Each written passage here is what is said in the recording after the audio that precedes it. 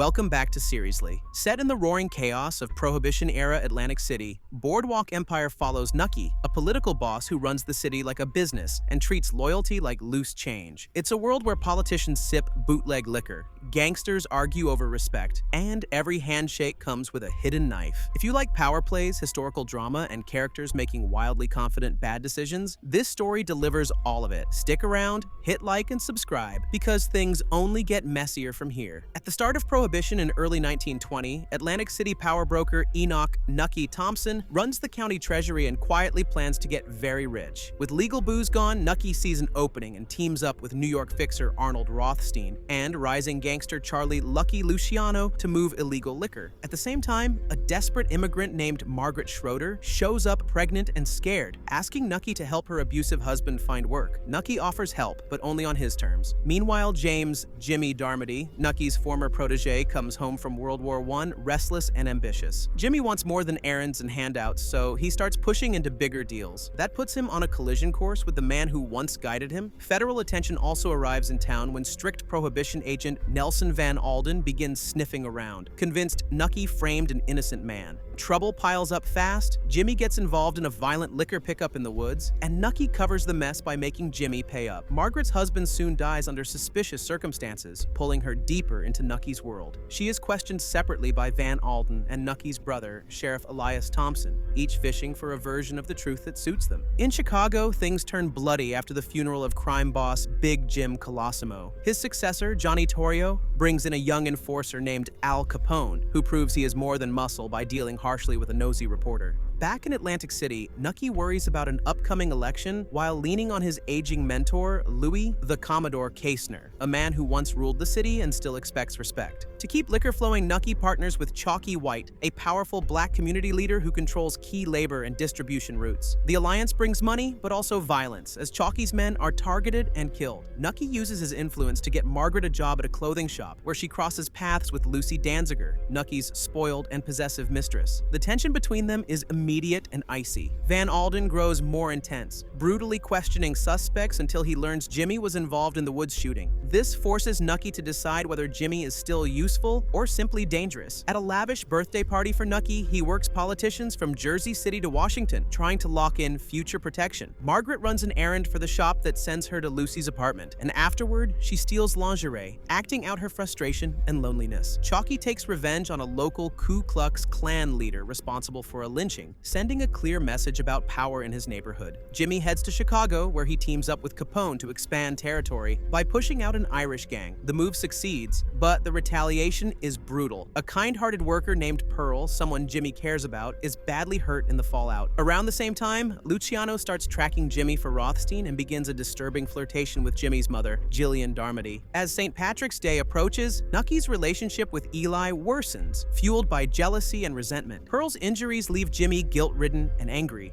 Jillian suggests that Angela Darmody, Jimmy's wife, should hand over her son so Jillian can raise him herself, creating deep emotional strain. Feeling ignored and used by Nucky, Margaret secretly feeds information to Van Alden, disrupting Nucky's business and ruining the city's big Celtic dinner. The betrayal leads to a tense, late-night confrontation between Nucky and Margaret. Later on, Nucky investigates a theft on the boardwalk and comes face-to-face with Luciano, discovering the affair with Jillian. Margaret officially becomes Nucky's mistress and finally stands up to Lucy. In Chicago, Jimmy impresses Torrio, but clashes with Capone after pushing a final, ruthless solution to a gang dispute. Van Alden, increasingly unhinged, struggles with orders from his bosses and his obsession with Margaret. As old wounds surface, Nucky prepares to sell his childhood home, confronting painful memories of his father. Jimmy forms a bond with Richard Harrow, a masked war veteran and deadly sniper. Together, they hunt down the man who disfigured Pearl and deliver grim justice. Elsewhere, Luciano teams up with Meyer, Lansky, and the D'Alessio brothers, planning to rob Nucky's operations to fund their own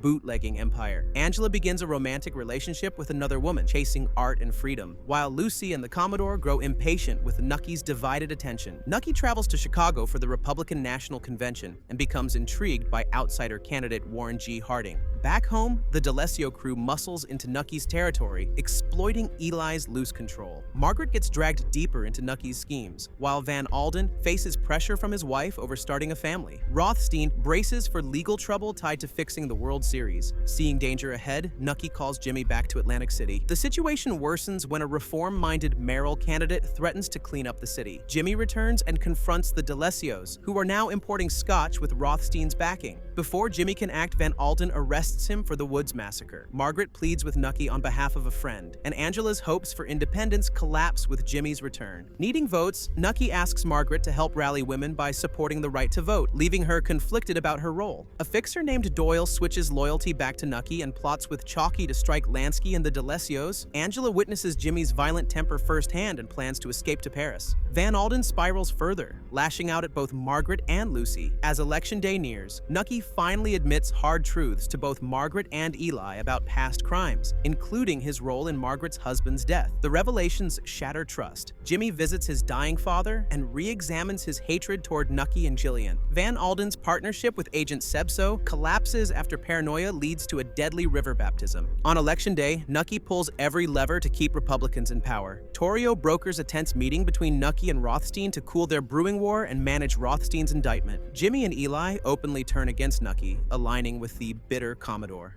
Van Alden searches for meaning and considers leaving town, but unexpected news from Lucy changes his path. In the end, Margaret learns the truth about Nucky's first marriage and weighs her future, realizing that power always comes at a cost. January 1921 opens with Nucky under serious pressure as his enemies finally unite. Jimmy, Eli, and Lua secretly work together and stir up the Ku Klux Klan, pointing them toward Chalky's warehouse. The attack damages Chalky's operation and sends a clear message that Nucky's control of Atlantic City is no longer guaranteed. Around the same time, Van Alden welcomes his sheltered wife Rose to town and pretends to live a clean, righteous life, all while secretly supporting Lucy Danziger, who is heavily pregnant with his child. Things quickly get worse for Nucky when he is arrested on election fraud charges. After a short stay behind bars, Nucky is released and immediately realizes the damage done. Several allies have defected to the Commodore, leaving Nucky isolated. Margaret steps in more actively, helping Nucky by sneaking into his office and quietly recovering documents that could ruin him, falling back into old habits she hoped were behind her. Meanwhile, Jimmy heads to New York and meets with Arnold, Charlie, and Meyer to pitch new business ideas. Frustrated and angry, Jimmy takes out his rage on two connected gangsters, proving how reckless he has become. Chalky, still in jail, keeps his authority intact by putting a loud cellmate in his place. Nucky scrambles for support, calling in favors and searching for legal help while openly confronting Jimmy and the Commodore, making it clear the truce is over. Van Alden struggles to manage Lucy, whose behavior becomes more unstable as her pregnancy progresses. Margaret searches for information about her long-lost family, hoping to reconnect. Over in Chicago, Al Capone visits Atlantic City to officially end Johnny Torrio's partnership with Nucky, while Rothstein smooths tensions between Luciano, Lansky, and a local crime boss. Back in Atlantic City, Nucky looks for new allies and finds some hope in Rothstein and Owen Sleater, an Irish rebel quietly working with him. What Nucky does not know is that the Commodore has suffered a massive stroke, leaving him helpless and forcing Jimmy to step in as the real power behind the scenes. Chalky is released from jail but finds his home life strained and his authority uncertain. Richard Harrow agrees to sit for a portrait and bonds with Angela Darmody, who listens without judgment. Elsewhere, Van Alden's agents investigate their own boss, leading to a violent and explosive outcome. Later on, Nucky uses Memorial Day celebrations as a political stage, courting U.S. Attorney General Harry Daugherty in hopes of easing his legal troubles. Richard wanders into the woods, wrestling with dark thoughts, until a stray dog interrupts his grim decision. Eli fails to return to Nucky's side and instead uses violence to keep the Commodore's condition secret. Jimmy, insulted by a wealthy supporter, follows advice from his mother Gillian and recruits Richard to send a terrifying message. Nucky spends quiet time reassuring Margaret's son Teddy before his first confession at church, while Margaret debates how honest she should be about her own sins. Jimmy takes legal advice and cuts a deal with Luciano and Lansky after a failed hijacking of Nucky's new liquor shipment. Lucy is forced to give birth alone while Van Alden clashes with Agent Clarkson at the hospital, where the delivery brings an unexpected visitor. Political pressure increases when Senator Walter Edge forces Daugherty to appoint a tougher prosecutor to target Nucky. As tensions rise, Nucky's life is placed in danger when Jimmy is pushed toward a violent decision by Eli, Luciano, Lansky, and Capone. Margaret finally reconnects with her family in Brooklyn, but the reunion is cold and painful. Van Alden faces impossible choices as the new prosecutor, Esther Randolph, begins her investigation, and Lucy makes a final decision after giving birth to a daughter. Owen finds a chance to serve both the Irish cause and Margaret in a risky mission. Nucky survives an assassination attempt and soon after learns of his father's death, forcing him to confront loss from all sides. After consulting with Rothstein and Torrio, he makes a surprising strategic decision. Angela reconnects with her free-spirited nature after a chance meeting on the beach and later has an honest conversation with Jimmy about their failing marriage and his criminal life. Van Alden hires a nanny for his daughter Abigail as Randolph begins formal interrogations tied to the federal case. Nucky secretly travels to Ireland, proposing a deal with IRA leaders to trade surplus weapons for Irish whiskey.